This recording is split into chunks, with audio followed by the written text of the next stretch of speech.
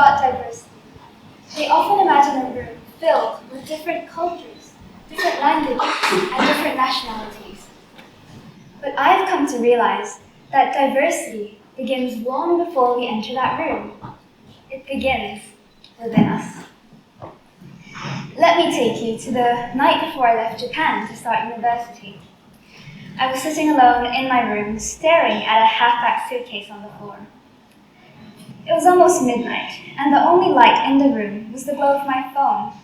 That soft blue light that makes everything feel more dramatic than it probably is. This wasn't my first big move, but this one was different. I was leaving without my family.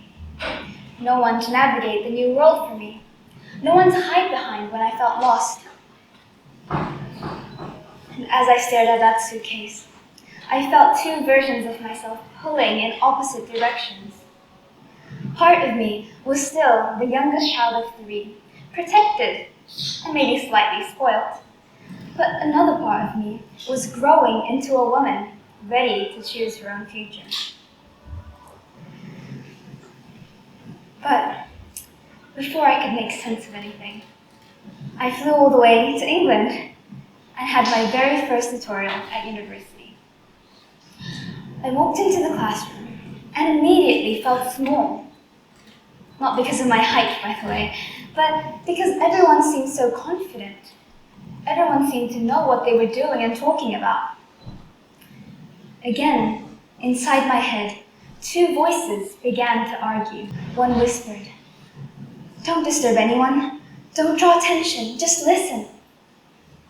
The other shouted, "Speak, engage, join the conversation."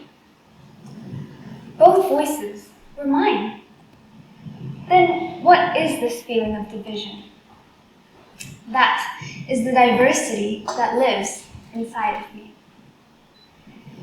Many of you who didn't know me prior to this talk would probably only see a supposedly Japanese girl around the age of 20 giving a talk on stage.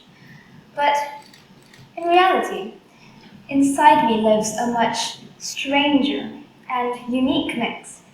This is the little girl in Indonesia. The picture on the left shows a picture of me in traditional Indonesian clothing, getting prepared for the school dance event. Although I was a very shy girl, I loved to dance and giggle around the people that made me feel safe. Then there's the girl in Hong Kong. That's a picture of me with my siblings at Hong Kong Disneyland. At the time, I started to learn ballet, and you can see how nervous I look. But I loved to please my parents and teachers, and that was the drive for me to continue to work hard. Then came New Zealand. The indoor girl was encaptured by the beautiful afternoon beach, and I have to admit it was one of the greatest memories of my life.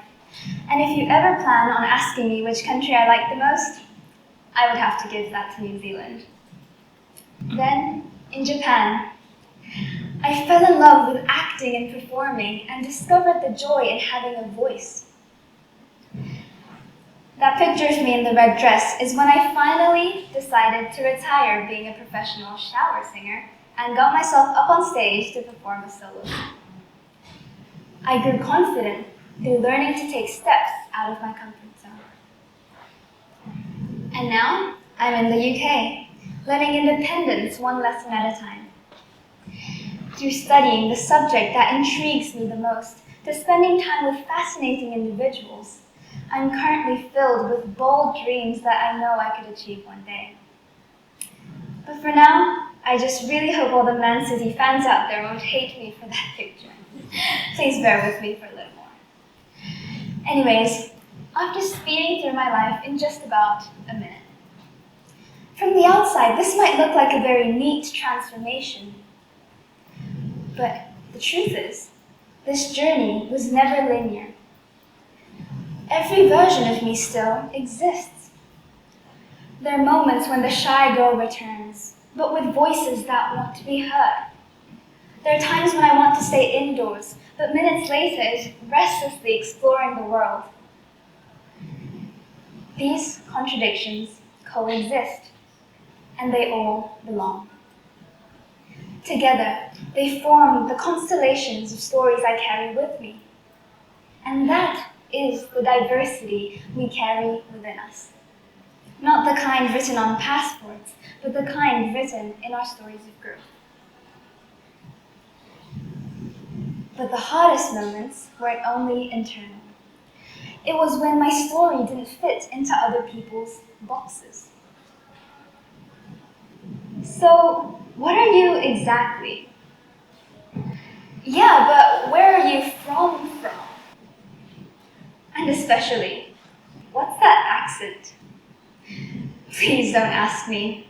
I don't know the answer myself. But after giving an explanation, the usual response would still be the same.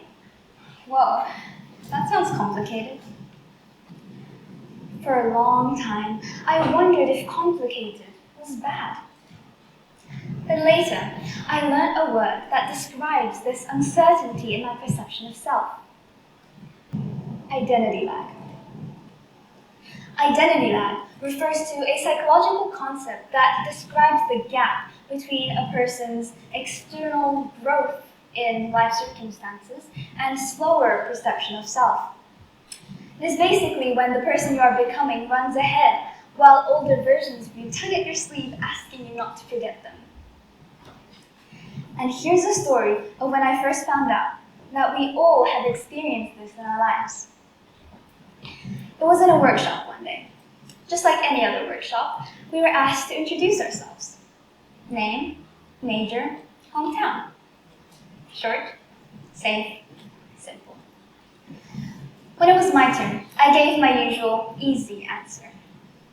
Hi, I'm Aryu Yoshihara. I do politics and sociology, and I'm from Japan.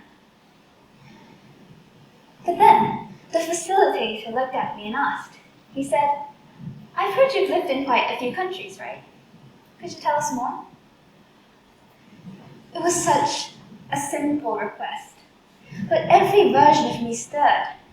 So I took a breath and decided not to compress myself. I talked about living in Indonesia, Hong Kong, New Zealand, Japan, and now the UK. About the confusion of carrying different identities in one single body. About the fear of being misunderstood. About how that is why I feel the need to simplify myself when I explain myself to others. I expected polite nods, or maybe a quick thank you before moving on. But instead, something remarkable happened. One girl mentioned that she felt too Western when she's home and too traditional when she's abroad. Another admitted that she feels caught between her working class upbringing and the elite university environment she suddenly found herself in. And another mentioned that he changes the volume of different parts of his personalities depending on the room that he's in. My honesty didn't isolate me. It opened doors. I realized that everyone was carrying different selves. Everyone was living between worlds. So we don't have to make our identities easier for other people. Complexity is not a burden, it is a gift. And I believe that this reflects a global reality. We talk about political divides, cultural divides, and generational divides, but beneath all of this is something deeply human. When we cannot embrace our internal diversity, we cannot embrace the diversity in others. Most divisions are not caused by difference itself. It is caused by the fear of difference. But once we understand that contradictions can coexist, difference stops being threatening. Through this, no global conflict would magically disappear. No crisis would instantly resolve. But diversity stops being merely a checkbox that categorizes us. But instead, it becomes a chance for us to find common ground. A chance to weave our differences into collective strength.